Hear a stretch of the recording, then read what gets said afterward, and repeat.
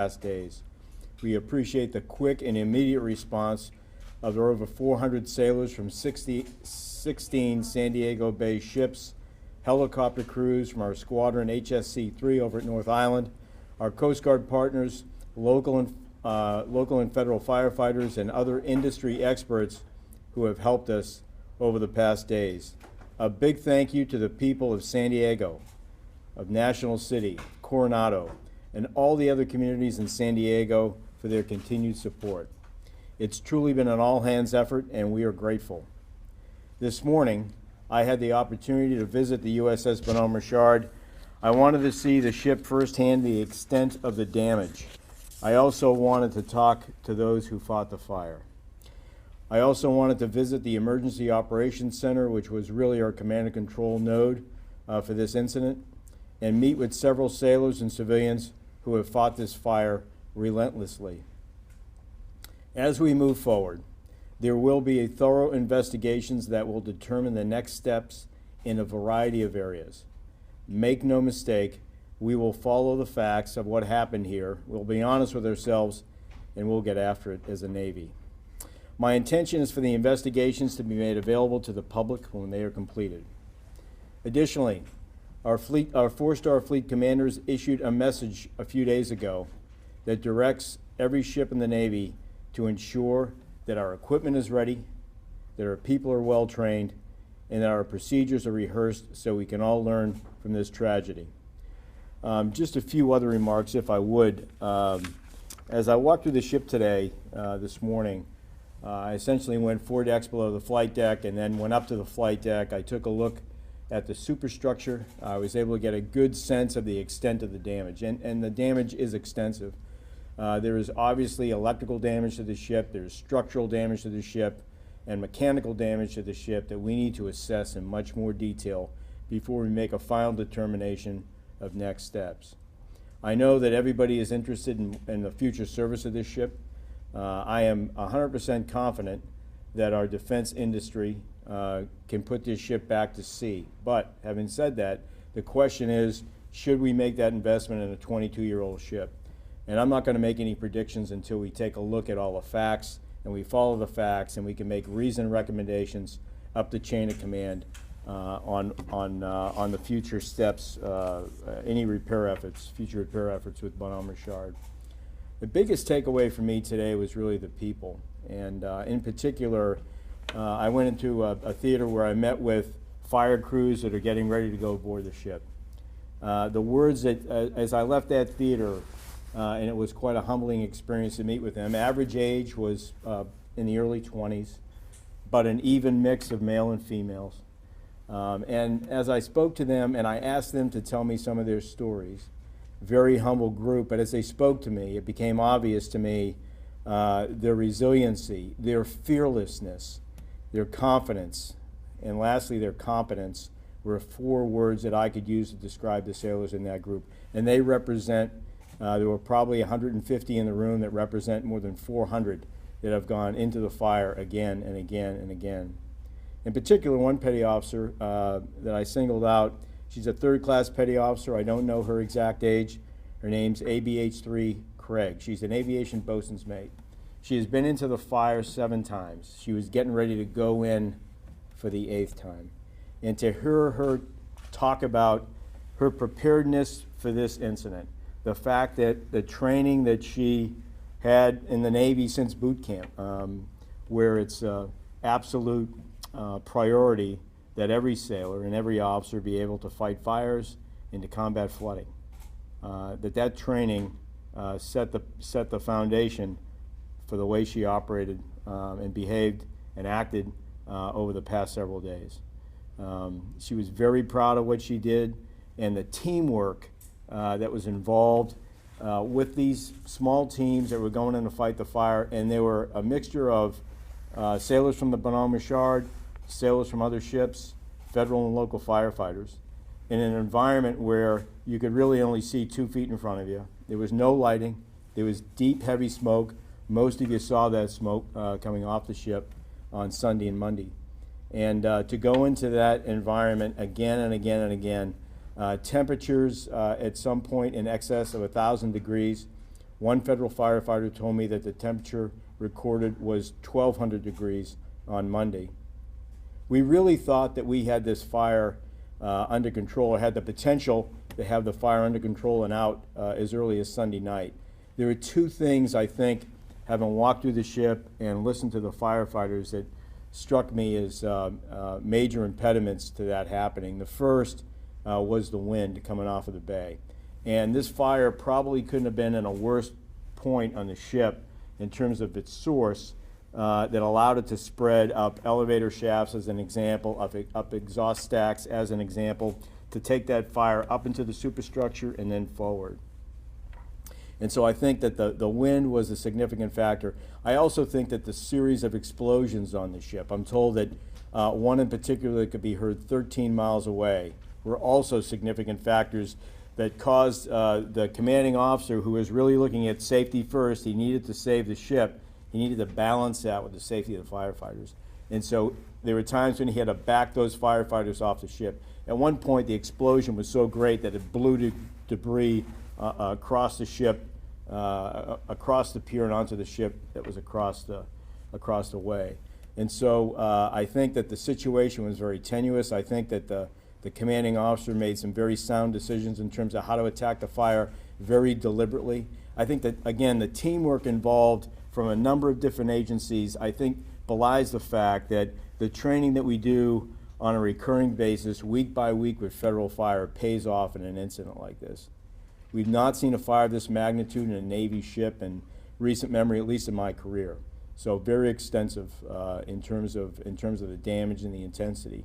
But I go back to the main takeaway for me this morning was really the people, and we ought to be proud of them. And the parents of those sailors ought to be proud of them in terms of how they stood up and acted. If anybody has any doubts about this generation of sailor or soldier, airman or Marine, at least for me, they should be put to rest by the heroic and courageous actions of those sailors and those federal firefighters over the past 5 days. So with that, I'm happy to take your questions. All right, we'll go Julie Watson, AP first. Yeah, I was wondering if you could tell us the timeline that we're looking at. How long will it take to determine the damage on the ship? How long will the investigation take? All the different timelines that we're looking at coming up. So there'll be this is a good question. There'll be a series of 3 different investigations, and they have to be synchronized. And so the first is a safety investigation that has to occur, and that's part and parcel of any incident that we have in a ship.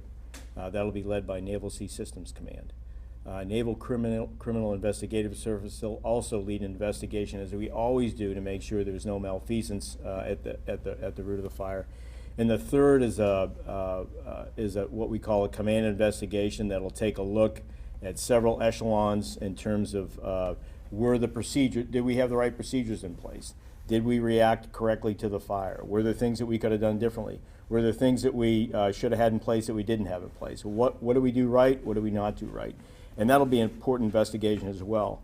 And the last thing that's beginning now is an assessment to take a look at structural, electrical, mechanical damage with experts from industry who actually built the ship, with experts from our public shipyard in Norfolk that actually designed the ship, and experts from Naval Sea Systems Command who have seen structural damage on ship from like incidents before. So they'll be making that determination, this last assessment, on what the next steps are for whether we repair or whether we don't. Andrew Dyer, EP. My question is about maintenance availabilities for ships. You know, the fire on the Miami, part of the causal factors was the ducting and cabling that you run through scuttles and hatches. I don't know how you do maintenance on a ship your side without doing that. Is there just a level of assumed risk for maintenance, or how do you address that? How do you do that? So that's a good question. So when you have a ship in maintenance or mitigation plans in place that the CO and Fed Fire take a look at for every ship, because it's a little bit different, there are quick disconnects in some of those hatches. I can't speak in detail to the procedures or the plans that were in place for Bonhomme Richard, but I will tell you that plan is one that's agreed upon together by the CO of Bonhomme Richard, who has ultimate responsibility, but also Fed Fire, who assists us with any kind of incidents on base, and they train to those plans and to those procedures with respect to the mitigations in place for every ship's a little bit different in terms of how it's going to be rigged. Gidget from the SNI. Yeah, hey, sir. very much. I'm interested in, your first thoughts when you realized that you were told that there was a fire on the ship. And what you thought when you saw the first images, there was pretty significant, a lot of smoke billowing out and a lot of unknowns at that time. What was kind of going through your mind, and what would have been kind of the first priorities in that first day or two? So for me, safety was the #1 priority. I was assured right off the bat that that was the main priority of the commander on the ground as well. The main question I had back in Washington is whether or not we had the right resources in place for the commander to do everything he had to do to get the fire under control. What I didn't realize at the time, and what I realized today, and I was talking to the sailors in particular, is that we did not have to make any phone calls to get people to respond to this fire. We had sailors responding in numbers that stayed on scene for days, and we had actually have many of them, we had to order many of them to go home. And so we had a response from the local community. People were moving to the sound of gunfire, if you will. And so the initial concerns that I had about resources turned out to not be an issue at all. The biggest issue was safety. Yes, sir. In an earlier report, you said this incident kind of makes it was going to force the Navy to reevaluate itself.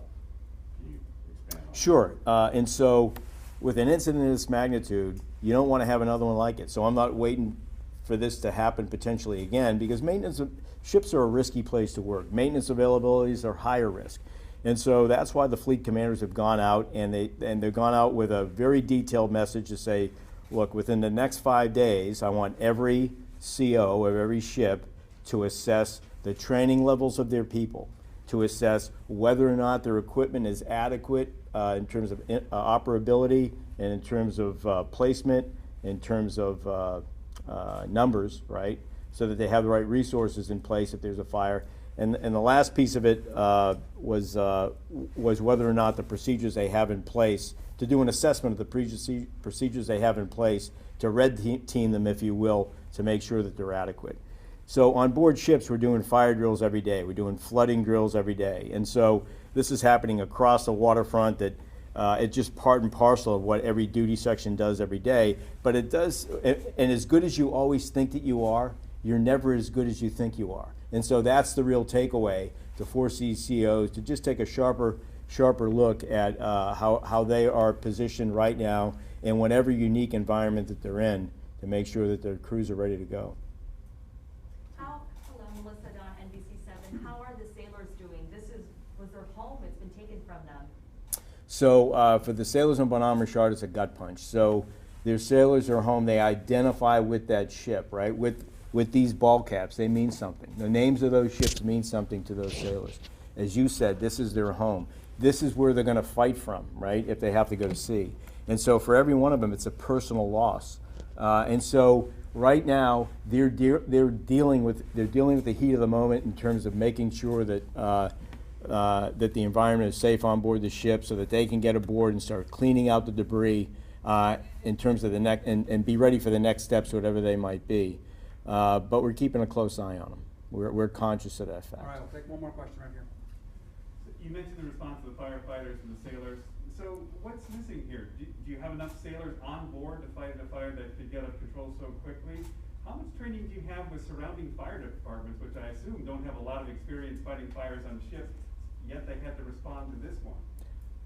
I'll take the last question first. So with respect to Fed Fire, we're working very, very closely with them. I talked to the Fed Fire Chief this morning, and I talked to the local commander that worked very closely with Bonhomme Richard. He graded the teamwork as terrific, and so he felt. Surrounding fire, yeah. like San Diego fire, who had to respond. So surrounding fire departments deal with unique environments each and every day, and so my understanding is, and we'll find out as a result of the investigations, whether we need to do anything to improve upon that. So I can't answer that directly with respect to Bonhomme Richard right now. My sense is that the response was good, but we can always do better, and we need to take a hard look at it. And the first question was about the size of the duty section, and that's something we're going to take a look at. And so, so whether or not we had an adequate number of people on board for this particular environment, given the fact that the ship was at a certain point in maintenance, that certain equipment could have been inoperable in terms of firefighting equipment. We need to go through this, catalog it all, and get an understanding of whether or not we had it right. And if not, how do we quickly adjust across the fleet to make sure it doesn't happen again? All right, everybody, thank you so much for coming today. We appreciate your time. Thank you. Thank you. Bill, I didn't have to give you a lifeline.